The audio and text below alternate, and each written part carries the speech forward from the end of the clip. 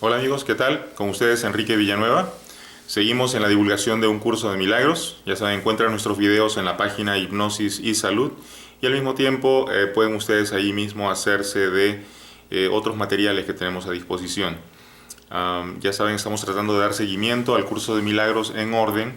Estamos en este momento en el capítulo 4 para los que me siguen con el libro en mano, las ilusiones del ego. Estamos en la introducción al capítulo 4. Dice así: la Biblia dice que si un hermano te pide que camines con él una milla, que le acompañes dos. Ciertamente no sugiere que le retrases en su viaje. Tu dedicación a un hermano no puede tampoco retrasarte a ti. Solo puede conducir a un progreso mutuo. El resultado de una dedicación genuina es la inspiración, palabra que, si se entiende correctamente, es lo opuesto a la fatiga. Entonces, paremos ahí en este párrafo. Está haciendo un paralelo, un versus entre lo que es estar inspirado y lo que es estar desanimado. Y nos dice que esto ocurre en relación a nuestros hermanos, a nuestros semejantes. Nos está diciendo que el hermano no nos está retrasando en el viaje, ¿ok? Caminamos con él, es lo que nos dice. Ahora, el hecho de dedicarnos al hermano, aun cuando pareciera que nos atrasa, en realidad de eso depende nuestro avance. Hace un tiempo atrás, en un taller que dicté en el Monte Shasta, vendé los ojos de más de 40 personas. Imagínense, todos con los ojos vendados. Y luego los coloqué en hilera. Nada más podían tomarle los hombros al hermano del frente. Y entonces lo que hice fue guiar al del frente y llevarlo por una ruta un poco tortuosa, difícil. Los hice pasar por un puente muy estrecho, los hice pasar por un riachuelo. Algunos se golpearon contra las ramas, contra los árboles, trataban de seguir los pasos. Se podía sentir como una cosa muy caótica. Algunos se pusieron a llorar. Recuerdo una señora que me dijo con mucha frustración que no podía avanzar, que sentía que la persona de atrás la estaba jalando y le impedía moverse en la vida, y de igual manera la persona que traía al frente no se movía al ritmo que ella quería. Bueno, díganme ustedes si no se sienten así a veces en relación a los compañeros de trabajo, a sus familias, a la persona que tienen al lado. ¿Mm? Eso pasa, ¿verdad? Todo el tiempo. La intención entonces en ese taller era demostrar cómo mientras avanzamos por el mundo tenemos la tendencia a no fijarnos en nuestro propio paso y en la importancia de coordinar nuestro paso con el paso de la persona que viene adelante o atrás de nosotros, ¿verdad? Como que queremos ir a nuestro propio ritmo y empujar a quien se nos ponga al frente o arrastrar a quien venga atrás. Pero la verdad es que estamos en este mundo y estamos en este mundo para colaborar en este esfuerzo de crecer, al que llamamos vida. ¿Okay? Entonces nos dice, la Biblia dice que si tu hermano te pide que camines con él una milla, tú le acompañes dos. Lo que significa que aún en momentos en los que tú sientas que no puedes aportar algo, siempre puedes aportar, y lo que sea que puedas aportar es de beneficio para ambos. En una ocasión me tocó aprenderlo en uno de los lagos en el Monte Shasta. Una persona se estaba ahogando en el lago y alguien había tratado de sacar a esta persona, pero ambos empezaron a hundirse. El muchacho que trató de ayudar me dijo no puedo más y salió nadando. Yo me acerqué a la persona que se estaba ahogando y le dije no te preocupes, yo voy a estar aquí, pero no me voy a acercar. Nada más te voy a dirigir, hazme caso en lo que te digo. La persona quería nadar a una isla que quedaba a cierta distancia y yo le decía no, permanece aquí conmigo, te vas a relajar y luego vamos a salir pronto. La persona poco a poco se fue calmando, yo la fui guiando, le fui diciendo ya estamos cerca de la orilla, muévete hacia donde yo estoy. En ningún momento me acerqué porque sabía que obviamente se podía trepar a mí y podíamos hundirnos juntos, pero tampoco me aparté de ahí. Sí estaba yo cansado, pero no estaba asustado. ¿Okay? Entonces lo que hice fue cuando vi que ya estaba muy cerca, le di ánimos y le dije ya estoy tocando el suelo. Todavía no lo estaba tocando, pero quería que esta persona se acercara más a mí. Entonces yo empecé a acercarme como pude hasta que realmente llegué a tocar un poco de las piedras del fondo del lago y nada más estiré el brazo de esta persona y la jalé hacia mí y entonces de esa manera conseguimos salir ambos. Ahora uno dirá eso fue en beneficio de la persona que terminó salvándose, ¿no? Pero en realidad es también para mi beneficio, porque no solamente está el miedo de me estoy ahogando, también está el miedo de ser capaz de lidiar con la situación, y ese era mi miedo. Yo también estoy aprendiendo algo del proceso de guiar a otros. Guiando a otros, aprendo a interactuar con mis hermanos y aprendo lo que es el desarrollarte en esta maestría espiritual que es la vida. Entonces, sí, ciertamente tienes que acompañarlo 2 millas, si te pide acompañarlo en una. Y no se te está pidiendo en realidad sacrificio, porque algunas personas pueden pensar que estabas arriesgando tu vida o estabas poniéndote en una situación difícil. No es ningún sacrificio cuando aprendes a caminar al ritmo de la otra persona. No es ningún sacrificio cuando tú estás dispuesto a dar lo mejor de ti. ¿Okay? Esa persona parada en la línea con los ojos vendados y sintiendo que la jalaban de un lado y que tenía que empujar al otro, estaba en frustración sencillamente porque no encontraba el paso con sus hermanos. Pero llegó el momento, después de caminar por más de 20 minutos, que encontraron el ritmo y encontraron que no estaba tan mal y encontraron que podían adaptarse y hasta ayudarse. Cuando uno se caía, el otro podía levantarlo.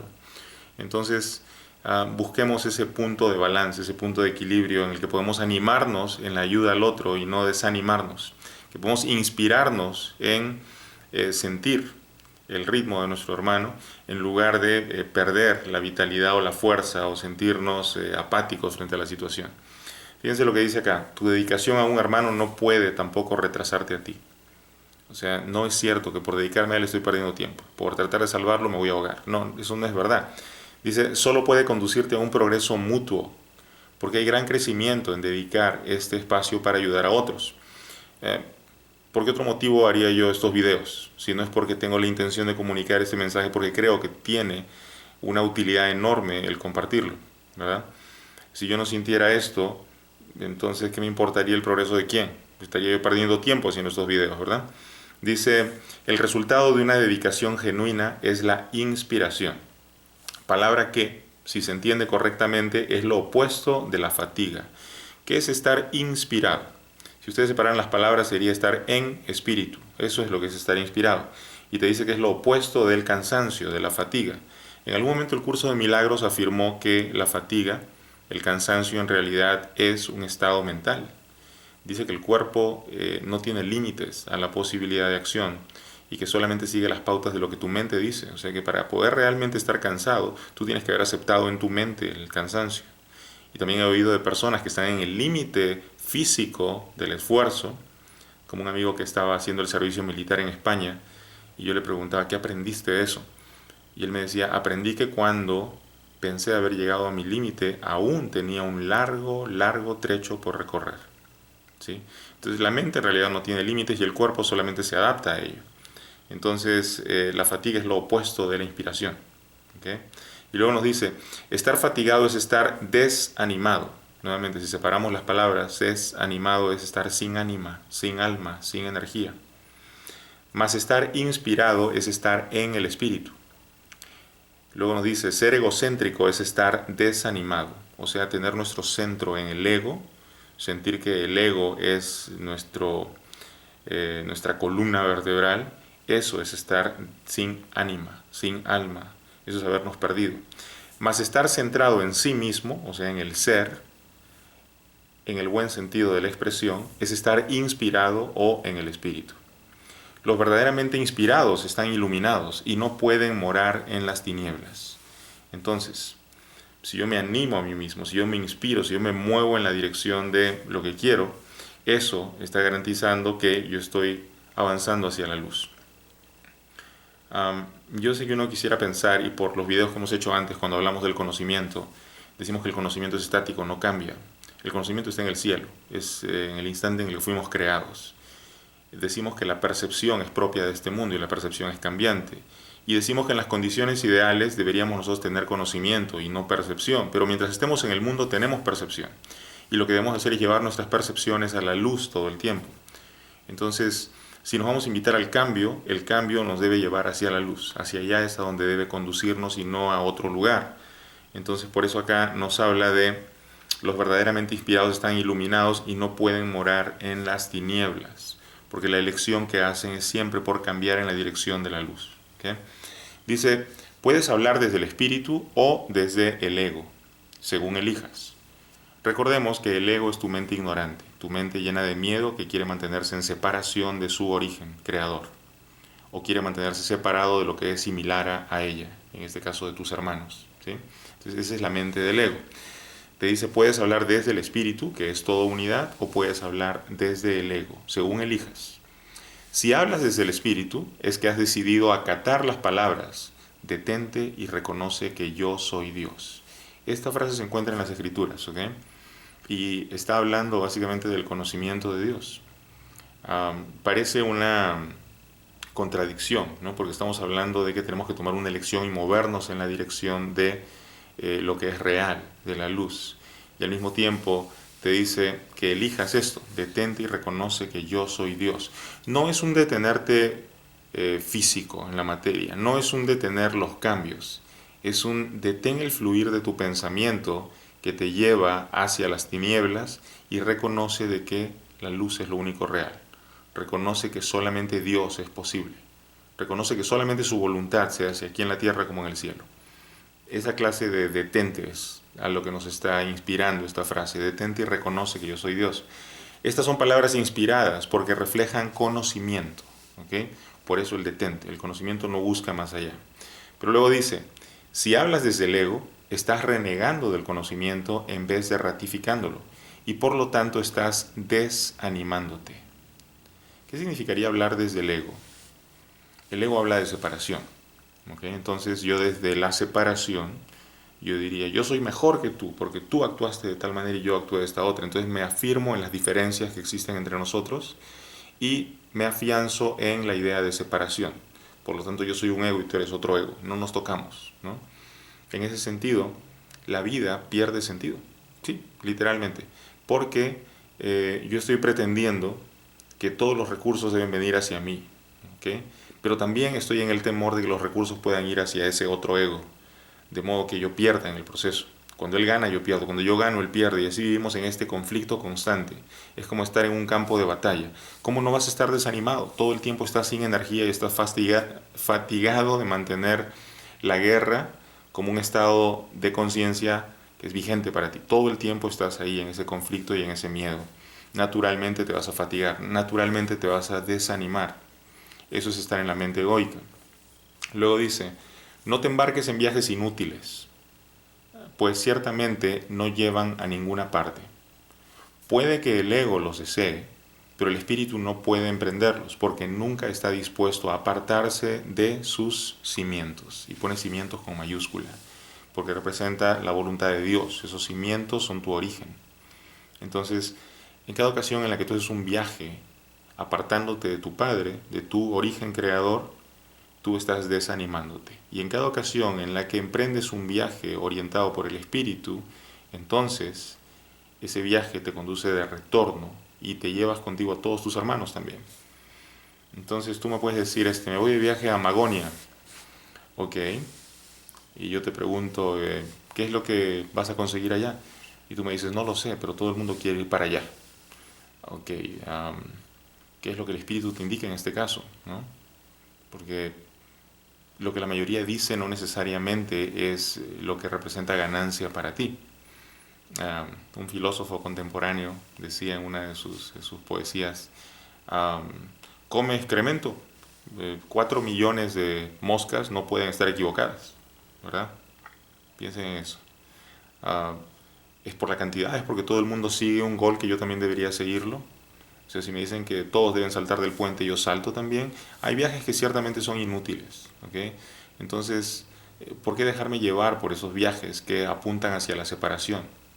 En este momento, por ejemplo, se prepara la campaña electoral 2016, van a elegir presidente aquí en los Estados Unidos y uno de los candidatos se enfoca en la idea de mantener separaciones para afianzar su candidatura con los votos de aquellas personas que también quieren mantenerse en separación. Esa es la clase de pensamiento egoico. Entonces primero atacó a los hispanos, ahora ataca a la gente del Islam y entonces hace separaciones, ¿no? Entre blancos y latinos, entre cristianos y musulmanes. Y así podemos continuar fragmentando la realidad para garantizarnos un segmento de la población como aliados y el otro segmento como enemigos. Sin embargo, eso no nos va a conducir más que al desánimo, a la pérdida de energía y a la pérdida de ese espíritu que nos animaría a la reunión, ¿verdad? No estamos aportando a la reunión, estamos aportando a la disgregación, a la separación otra vez. Dice, el viaje a la cruz debería ser el último viaje inútil. Y esto ya lo he mencionado antes. Jesús innumerables veces nos dice en el curso de milagros que la cruz o el pasar por la cruz fue un sacrificio inútil. No había necesidad de morir de esa forma, pero había sí necesidad de demostrar que la muerte no era real. Y por eso Él se atrevió a pasar por esa experiencia para darnos un ejemplo extremo de algo que es extremo también, la idea de la vida eterna. ¿Okay? Entonces por eso dice, el viaje a la cruz debería ser el último viaje inútil. No sigas pensando en él, sino dalo por terminado. Aquí un poco que trata de lavarnos la cabeza acerca de la idea central del cristianismo, ¿no? De que a través de su muerte los pecados de la humanidad quedaron lavados. Eso es lo que se dice, que la sangre del Cordero de Dios que quita los pecados del mundo se derrame sobre mí, y ya sabemos todo el dogma de fe cristiano, ¿verdad? Bueno, acá nos dice, es innecesario, nunca se trató del sacrificio, de la sangre, ni de limpiar el pecado de nadie, porque en primera instancia no creo en el pecado, dice Jesús, pero sí se trató de dar una demostración de vida eterna, ¿okay? Pero sí se trató de que te liberaras de algo. Entonces no sigas pensando en la cruz, más bien piensa en la resurrección, piensa en la vida eterna. Dice, si puedes aceptarlo como tu último viaje inútil, serás libre también de unirte a mí en la resurrección. Hasta que no lo hagas, estarás desperdiciando tu vida, ya que ésta simplemente seguirá siendo una repetición de la separación y de la pérdida de poder, de los esfuerzos fútiles que el ego lleva a cabo en busca de compensación y finalmente de la crucifixión del cuerpo o muerte. Estas repeticiones continuarán indefinidamente hasta que voluntariamente se abandonen. No cometas el patético error de aferrarte a la vieja y rugosa cruz. El único mensaje de la crucifixión es que tú puedes superar la cruz. Hasta que no la superes, eres libre de seguir crucificándote tan a menudo como quieras, pero este no es el evangelio que quise ofrecerte. Piensen en eso, ¿ok? Puedes tú torturarte y pretender que sacrificándote vas a conseguir el cielo, pero no es eso lo que se te pide. Eso fue una mala interpretación de esta historia. ¿Okay? En ningún momento se te ha pedido que sufras más de la cuenta, que la pases mal. No es nada de eso. Él no es un modelo de muerte, Jesús es un modelo de vida y es un modelo de vida eterna. ¿Okay? El punto central de esto no era la cruz, sino la resurrección. Entonces te pide que no te aferres a la idea de la cruz, que la sueltes por completo y que no creas en la retórica del ego que se afianza en la idea de la muerte, ¿no? Tú tienes que morir, tienes que sacrificar, tienes que sufrir, tienes que pasarla mal. Eso es del ego, eso no debería existir. Eso no es parte de ti, tú no fuiste creado desde esa visión. Entonces te dice que el creer en la separación y en la muerte es una pérdida de poder. El curso en algún momento te dice que este mundo, como lo vemos, es solo una proyección superimpuesta a la creación de Dios. Entonces, esto que vemos no es lo que Dios ha creado, porque Dios crea cosas eternas. Entonces, lo que estoy mirando en realidad es mi propia proyección de mi pérdida de poder, de mi sentido de separación. En este mundo ya no siento el poder, siento que el mundo pareciera atacarme y todo el tiempo me la paso a la defensiva. El mundo se ha convertido en un campo de batalla para mí. No, ese no es el mundo que Dios ha creado. Entonces yo no puedo seguir guerreando contra nadie, no puedo seguir en este afán de buscar compensación, ni de crucificarme a mí mismo, crucificar a los demás o de buscar la muerte. Dice, este no es el evangelio que quise ofrecerte. Tenemos otro viaje que emprender y si lees cuidadosamente las lecciones que aquí se ofrecen, estas te ayudarán a prepararte para emprender ese viaje. Piensen en esto, debe haber un camino más fácil. Quizás el camino que hemos estado recorriendo no era el más indicado ni el mejor para nosotros.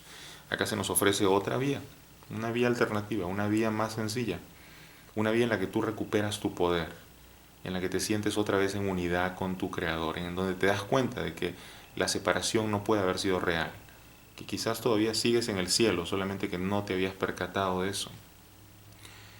Vamos a la sección 1 del capítulo 4. Dice las enseñanzas y el aprendizaje correctos. Aquí dice, un buen maestro clarifica sus propias ideas y las refuerza al enseñarlas. En el proceso de aprendizaje, tanto el maestro como el alumno están a la par. Fíjense esto, no hay superiores o inferiores, ¿ok? Es temporal el hecho de que yo sea el instructor ahora y ustedes los estudiantes, porque eventualmente ustedes van a instruir a alguien y quizás yo me ponga en el plan de estudioso, de aprendizaje, de estudiante también. Una vez alguien tratando de ofenderme me dijo, es que tú te crees un maestro. Y yo le dije, sí, ciertamente, soy maestro de aquellas cosas que he venido a enseñar y soy estudiante de todo lo demás. Medítenlo, es así, para cada uno de nosotros esto es válido, porque todos somos iguales. Somos maestros de aquello que poseemos como información, conocimiento y venimos a entregar, y somos estudiantes y alumnos de todo lo que desconocemos. Y está bien, está bien. No pretendo ser infalible, porque eso sería tratar de demostrar algo que ya soy, y lo que tú eres no lo quieres demostrar. Tratar de demostrarlo sería querer recuperar poder, pero ¿cómo puedo recuperar poder si ya lo tengo? Igual ustedes, no tienen nada que demostrar, ¿ok? No se esfuercen en tratar de dar demostraciones inútiles a nadie. Ustedes son ya invulnerables. Nada los puede afectar. Entonces, nada nos puede atrapar tampoco, ¿ok? Dice acá, en el proceso de aprendizaje tanto el maestro como el alumno están a la par. Ambos se encuentran en el mismo nivel de aprendizaje y a menos que compartan sus lecciones, les faltará convicción. Un buen maestro debe tener fe en las ideas que enseña, pero tiene que satisfacer además otra condición. Debe tener fe en los estudiantes a quienes ofrece sus ideas. Si yo no creyera entonces que ustedes pueden aprender esto, me quedaría en el plan del curso de milagros. Es muy complicado, esto no se puede entender, esto es muy difícil. Y entonces, ¿para qué comparto qué? ¿Para qué voy a hacer un video? ¿Para qué me expongo al ridículo de tratar de comunicar una enseñanza que es imposible de comunicar? ¿Verdad? Si eso fuera mi creencia, entonces ni siquiera me lanzaría. No tendría fe en ustedes como alumnos, ni tendría fe en mi capacidad para comunicar esto. Un buen maestro debe tener fe en las ideas que enseña, pero tiene que satisfacer además otra condición. Debe tener fe en los estudiantes a quienes ofrece sus ideas. Muchos montan guardia en torno a sus ideas porque quieren conservar sus sistemas de pensamiento intactos. Y aprender significa cambiar. O sea, nos está pidiendo que hagamos cambios. Sí, estoy aprendiendo. ¿Qué significa eso? Estoy cambiando. Mi mentalidad se está modificando. Y en la medida en la que yo enseño, me afianzo en mis ideas se hacen más poderosas. Por lo tanto, estoy cambiando, estoy mejorando. Entonces, aprender significa cambiar. Los que creen estar separados siempre temen cambiar, porque no pueden concebir que los cambios sean un paso hacia adelante en el proceso de subsanar la separación. Ok, veamos esto en relación a la tecnología. Hay toda una generación que le teme a los iPads, iPods, celulares y computadoras y todo esto, ¿no? Y hay toda una generación que abraza esta tecnología. Y de esta manera quedan enfrentadas dos generaciones, ¿no? 10 años atrás se hablaba de cómo la persona que se metía de lleno en la tecnología se alienaba de su entorno y probablemente se destruían las relaciones sociales y todo esto. Los últimos estudios perdón, que he observado hablan de que perdón, cuando compartimos la tecnología con las generaciones más jóvenes, entonces estamos creando un espacio para interactuar y hacer de la comunicación algo más fuerte entre nosotros. Entonces los padres que juegan con sus hijos los juegos de video tienen una mejor comunicación con ellos. Eso es lo que dicen ahora las estadísticas. El hecho de aprender la tecnología nos abre un universo de significados y nos acerca más a la información. Entonces, ¿cómo podría significar algo negativo? En realidad la tecnología en sí misma no es ni buena ni mala, simplemente es la manera como nos enfocamos en relación a ella, ¿no? Hay gente que me decía, el Facebook solamente sirve para intercambiar chismes, ¿no? Bueno, métanse a mi página de Facebook y vean que no se trata de eso, en absoluto. Estamos usando la tecnología para divulgar información, conocimiento. Entonces, ¿cuál es el uso que le vas a dar tú, ¿no? ¿Vas a usar el conocimiento que se te comparte para continuar extendiendo tu área de acción y haciendo el universo un espacio mucho más grande o revelando la realidad de este universo sin límites? ¿O lo vas a usar para sentirte pequeño y para construir fronteras y decir tú no pasas de esta línea y no te quiero acá, este es mi espacio y ese es el tuyo? ¿Qué vas a hacer? ¿Vas a ponerte en la posición del ego o vas a elegir estar en el espíritu? Es una decisión personal. Ahora nos dice acá, muchos montan guardia en torno a sus ideas porque quieren conservar su sistema de pensamiento intacto. Y aprender significa cambiar. Los que creen estar separados siempre temen al cambio porque no pueden concebir que los cambios sean un paso hacia adelante en el proceso de subsanar la separación. O sea, ellos no creen que cambiar nos pueda llevar de retorno a Dios. No creen en los cambios positivos. Pero el asunto es que al momento de separarnos del Padre, tuvimos que hacer cambios, porque éramos uno con el Padre, ahí no había posibilidad de cambio, era el conocimiento puro. Para poder separarme tuve que cambiar.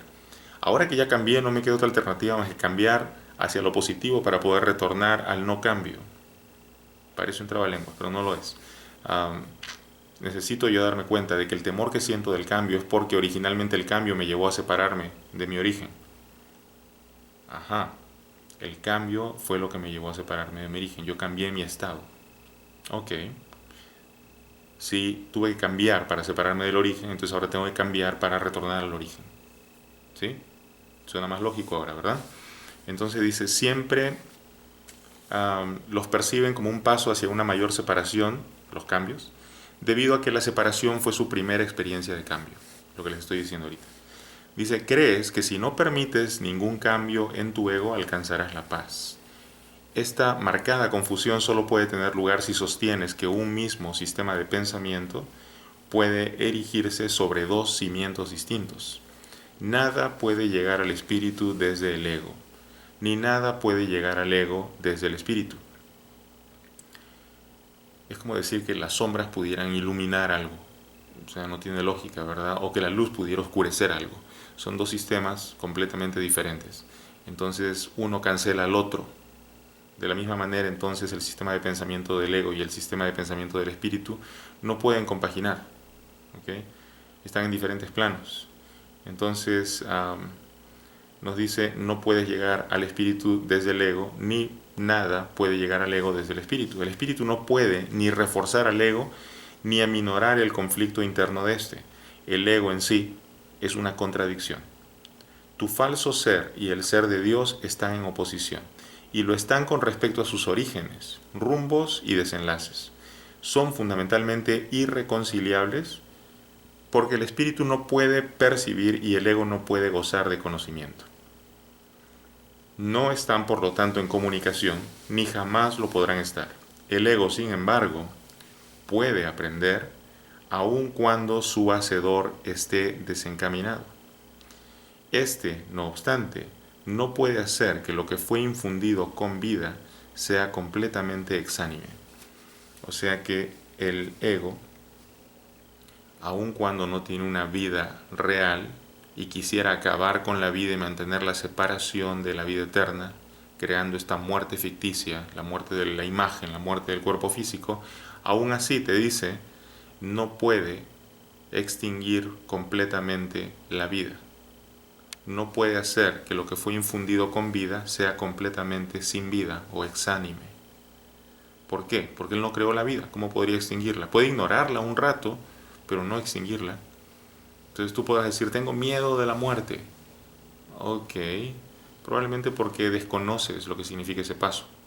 Tienes temor de lo desconocido, lo entiendo, pero en realidad, si vieras que la muerte es solamente una puerta y que esa muerte de la que hablabas en realidad te conduce al retorno a tu fuente, entonces quizás ya no sentirías tanto temor, ¿verdad? Dice, el espíritu no tiene necesidad de que se le enseñe nada, pero el ego sí. El proceso de aprender se percibe en última instancia como algo aterrador porque conduce no a la destrucción del ego, sino al abandono de éste a la luz del espíritu. Este es el cambio que el ego no puede sino temer, puesto que no comparte mi caridad. La lección que yo tuve que aprender es la misma que tú tienes que aprender ahora, y puesto que la aprendí, puedo enseñártela. Nunca atacaré a tu ego, si bien estoy tratando de enseñarte cómo surgió su sistema de pensamiento. Cuando te recuerdo tu verdadera creación, tu ego no puede por menos que reaccionar con miedo. Entonces, nos está diciendo que cómo podría él atacar al ego, cómo podría Cristo atacar al ego si el ego no existe. No está tratando de atacarlo, solamente está revelando de la verdad, de cómo surgió un sistema de pensamiento imposible, como es el pensamiento de la mente ignorante, el pensamiento egoico. Y una vez que te lo ha revelado, ahora entonces el ego se siente con terror, con miedo, porque se da cuenta de cómo surgió la situación acá. Te dice acá, aprender y enseñar son los mayores recursos de que dispones ahora, porque te permiten cambiar de mentalidad y ayudar a otros a hacer lo mismo. O sea, cuando tú enseñas, te afianzas en tus ideas. Así que no tengas miedo de comunicar la verdad que te ha liberado.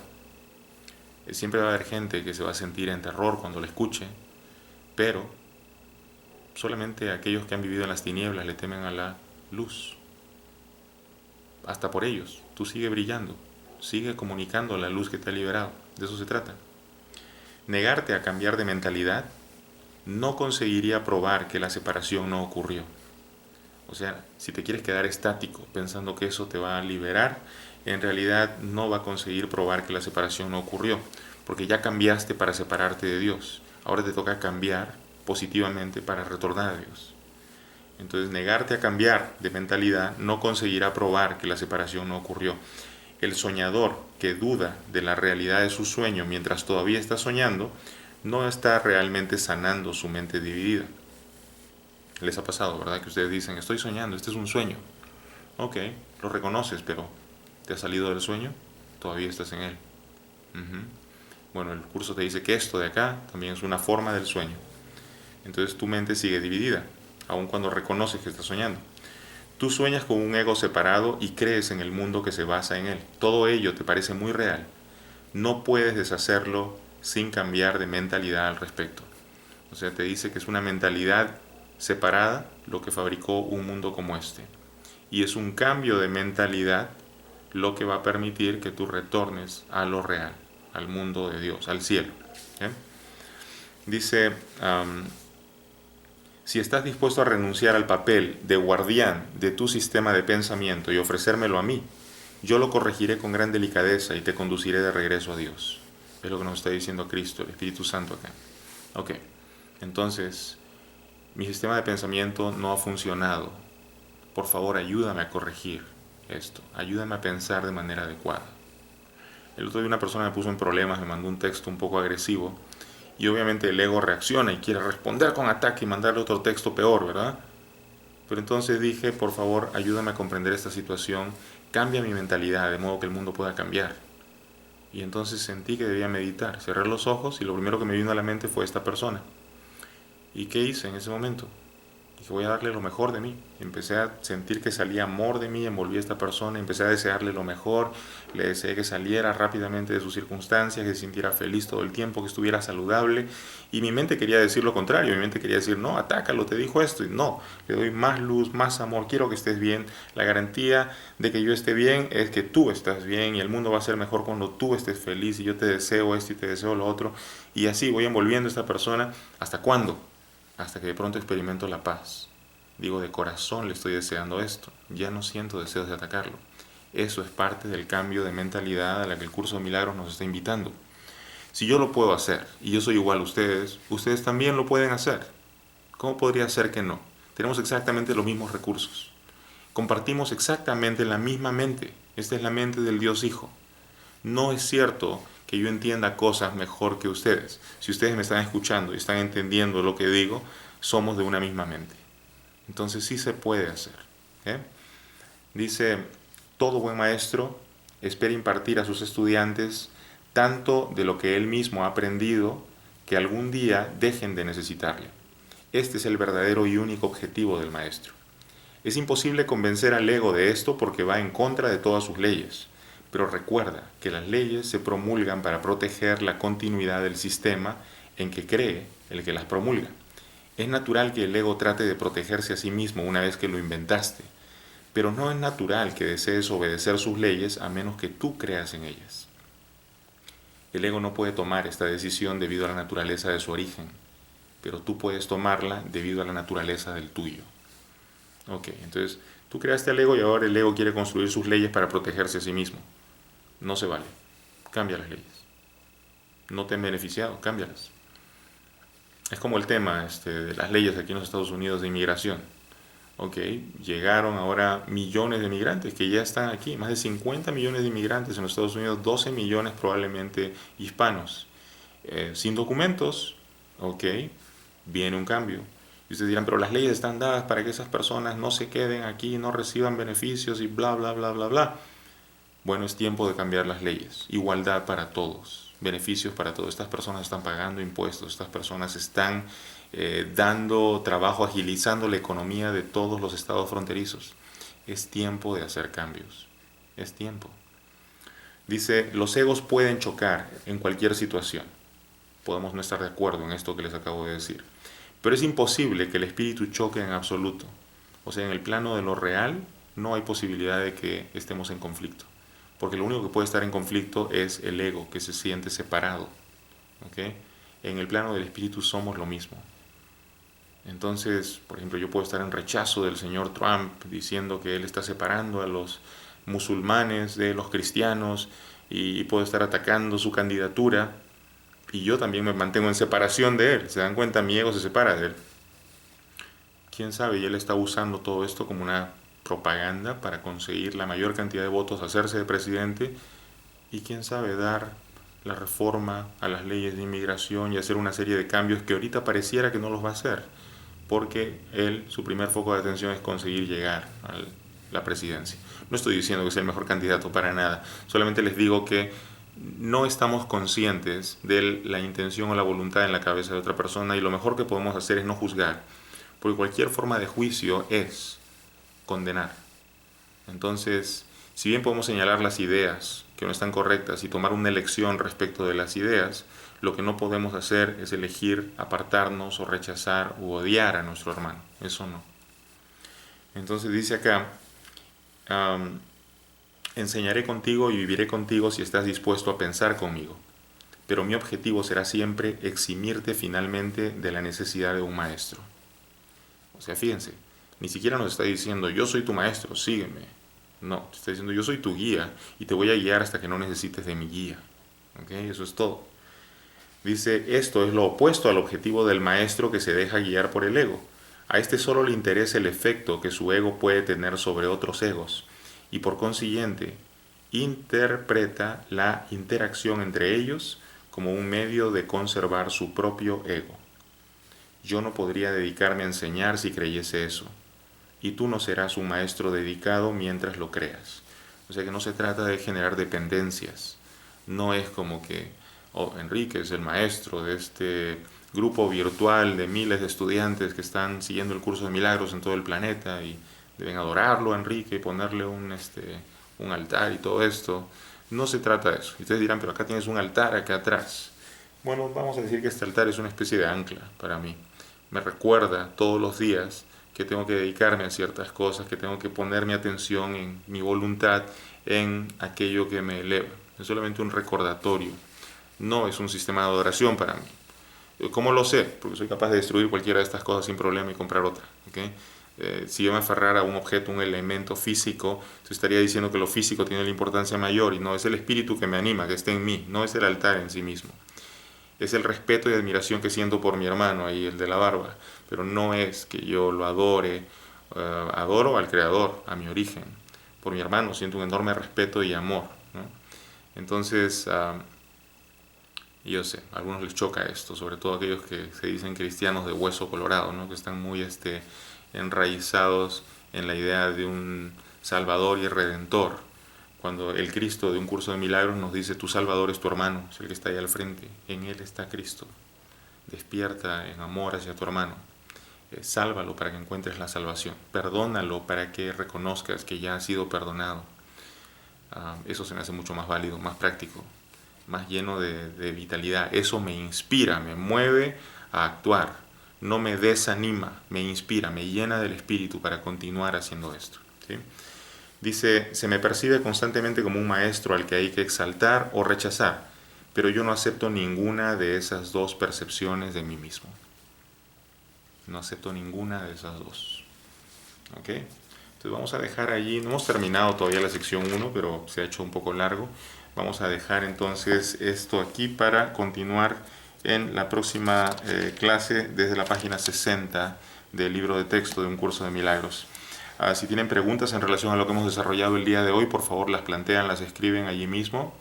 Yo estoy todavía procurando responder a todo lo que puedo. Cada que puedo me meto a verificar qué cosa es lo que me han puesto ahí de comentarios y las respondo. Así que ya saben, aquí estamos para servir. Los videos están aquí, hay más de 80 videos. Hay gente que me dice, no sé cuál es el orden. Bueno, pues no sigan el orden. ¿Okay? Abran, y el que abren es exactamente el mensaje que a ustedes les corresponde. Yo voy a seguir en el orden de dictado del curso hasta concluir con todo el material completo. Esperemos. Yo sé que nos va a tomar unos años, pero esperemos que nos den el tiempo suficiente como para concluir con esta misión. Así que les agradezco por su atención el día de hoy y hasta que nos volvamos a ver, amigos. Gracias.